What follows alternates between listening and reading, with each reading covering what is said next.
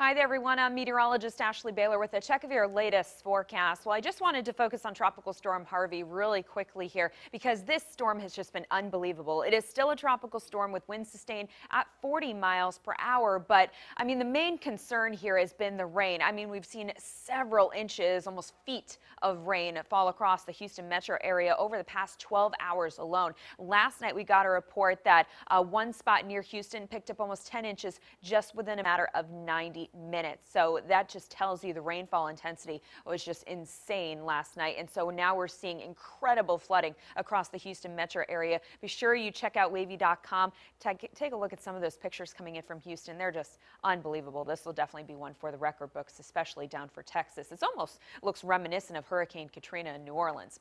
Here's a look at the forecast track of Harvey. Not moving very fast. It's only moving off to the southeast at about 2 miles per hour. And it is forecast to remain a tropical storm, or at least a tropical depression, going into the middle of next week. And so you can see it doesn't move very much all the way through next Wednesday, so it has a lot of time to drop a lot of water on that area. So the numbers are just going to continue to go up. So their situation is not going to get better right now. It's only going to get worse. As you can see, it'll continue to move off to the north, but at that point, the damage is already done.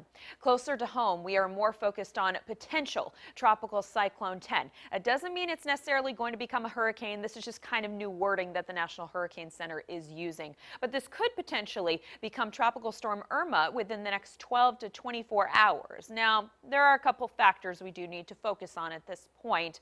There is going to be some wind shear out there, which can hinder the development of a tropical storm. And also, watch the track of this. It is expected to kind of stay over land, and so the friction of the land can also hinder development. So even though at this point it is forecast to become a tropical storm, that is by no means guaranteed. It could stay a tropical depression, it could become a tropical storm or a subtropical storm. There are a lot of factors with this one, so we'll continue to keep you updated for sure. But either way, we are forecast to see a tropical storm move across the Carolinas and then eventually move right over Hampton Roads. But as it moves over Hampton Roads, it will likely weaken to just a very strong area of low pressure, almost like a nor'easter, because we will see a lot of rain and that prevailing northeast wind. So, you know, can almost call this a nor'easter if you want to.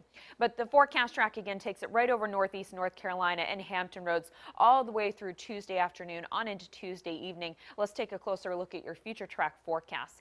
Let's start you here on Monday morning. And by the way, the kids go back to school in North Carolina on Monday. Make sure you have your umbrella handy for sure. So as we go through North Carolina on Monday, that's when more rain is going to develop, but shouldn't really make its debut in Hampton Roads until we get to Monday evening, maybe right around commute time.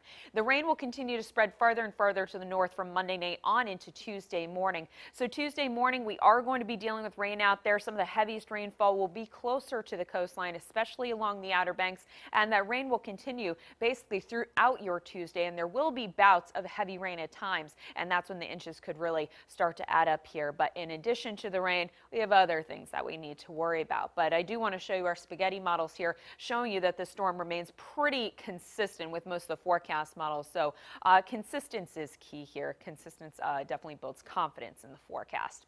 So here's a look at what we can expect. As far as rainfall totals go, we're looking at about a ½ inch to 1.5 inches the farther inland you go. But then closer to the coastline, 1 to 2 inches possible, maybe locally up to 3 inches, especially down towards Hatteras. Winds will be out of the northeast, sustained at 20 to 30 miles per hour, gusting up to 40 at times. And of course, when we get a very strong northeast wind like that, you know tidal flooding is going to be imminent. So we're looking at nuisance to minor, maybe even borderline moderate tidal flooding, especially going through Monday, Tuesday, kind of lingering into the first half of your Wednesday. Here we go. So Monday afternoon at about 3 o'clock, water levels are expected to crest at about 4.5 feet, indicating minor tidal flooding. So if you live in an area that's prone to tidal flooding, you kind of know what to expect and know how to prepare here. Tide will come back up again Tuesday morning at about 3 o'clock. Nuisance tidal flooding is expected then, but the worst of it could be Tuesday afternoon, right around 4 o'clock. That's when the water levels could crest at about 5.3 feet, which is borderline between minor to moderate tidal flooding. So that's when we could see the worst of it.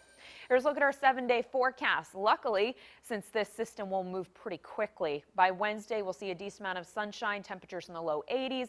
Looks great actually heading into Labor Day weekend. The unofficial end to summer. Saturday and Sunday look dry. Lots of sunshine with highs ranging from the mid 70s to the mid 80s.